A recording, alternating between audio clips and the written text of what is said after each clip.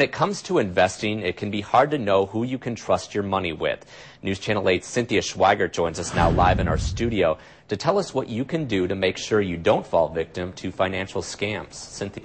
Well, Mike, nearly 70 people lost out on money they trusted to a local investor who later took off with their cash, and making it hard to rebuild their financial future. Today they watched with some relief as the case moved another step closer to wrapping up for good. As local investor Donald Johnson pled guilty to the felony charge of stealing more than $850,000 from 68 people, some of those who trusted him with their nest eggs sat and watched. Mr. Johnson, what is your plea? Guilty, Your Honor. Back in October, Johnson turned himself into police after 14 years on the run. His return reminded the Hesselbergs of their terrible experience.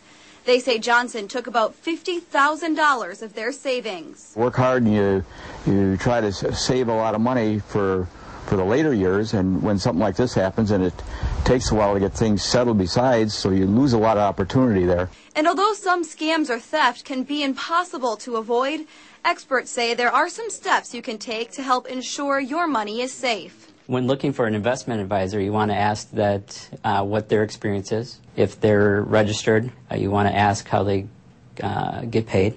And you want to see if they have any certifications, such as a certified financial planner. But credit counselor Peter Rasmussen says you should always do your homework. After you've hired an investment advisor, you want to look at your monthly statements regularly.